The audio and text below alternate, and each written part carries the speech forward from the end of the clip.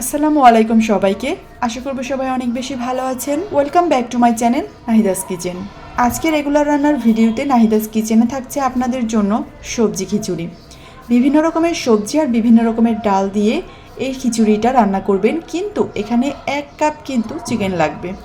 1 cup chicken দিয়ে এরকম সুস্বাদু খিচুড়ি রান্না করে বাসায় সবাইকে চমকে দিন। এই খিচুড়িটা খেতে যেমনই মজা, ঠিক তেমনি এটা স্বাস্থ্যের জন্য খুবই হেলদি। সো দেরি না করে আজকেই এই রান্নাটা ট্রাই করতে পারেন।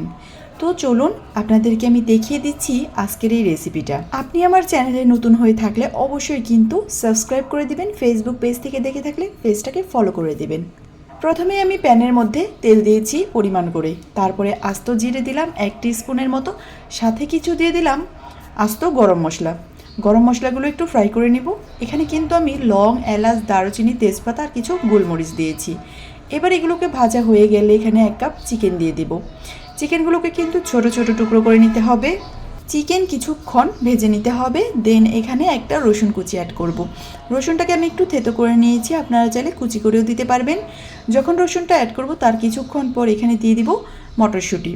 এখানে কিন্তু আমি 1/2 কাপের মতো মটরশুঁটি নিয়েছি। কিছুক্ষণ আবার এটাকে ভেজে নিতে হবে। দেন এখানে 1 কাপ পেঁয়াজ কুচি দিতে হবে।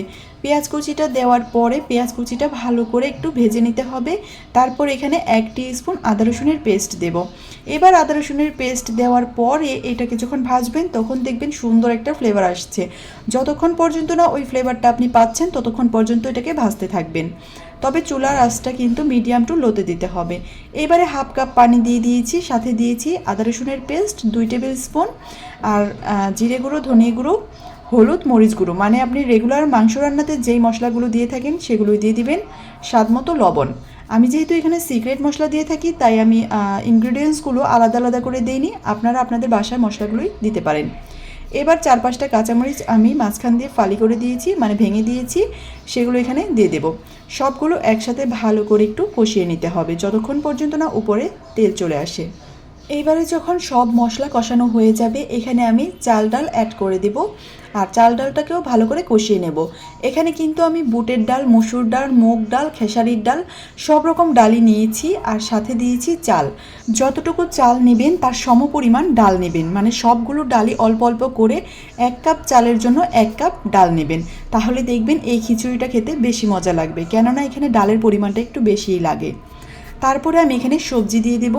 এখানে আমি আলু রেখেছি, গাজর, তারপর ফুলকপি, বাঁধাকপি, এই সবগুলোকে একটু চিকন চিকন করে কেটে নিয়েছি। অবশ্যই কিন্তু এই সবজিগুলোকে চিকন করে কাটবেন যাতে করে আস্ত না থাকে, শুধু ফুলকপিটা একটু আস্ত রাখবেন। তারপর সবজির সাথে সবগুলো ভালো করে কিন্তু আমি কষিয়ে নিয়েছি যতক্ষণ পর্যন্ত না নিচে লেগে যাচ্ছিল আর ভালো করে ভাজা হয়েছিল, মানে সম্পূর্ণ পানিটা শুকানো পর্যন্ত। এবার আমি 2 কাপ পানি অ্যাড করে দিয়েছি আর ঢেকে রান্না করব কিছুক্ষণ। যখন বলক চলে আসবে তখন কিন্তু ঢাকনাটা উঁচু করে নেড়ে দিতে হবে। তারপরে আবার ঢেকে দিবেন, তারপর আর ঢাকনাটা উঁচু করবেন না। যখন একদম পুরো পানি শুকিয়ে যাবে তখনই ঢাকনাটা উঁচু করে নেড়ে চেড়ে দিতে হবে। ঠিক এরকম মুহূর্তেই কিন্তু ঢাকনা উঁচু করবেন আর ভালো করে এটাকে কষিয়ে নেবেন যতক্ষণ পর্যন্ত না সম্পূর্ণ পানিটা শুকিয়ে যায়।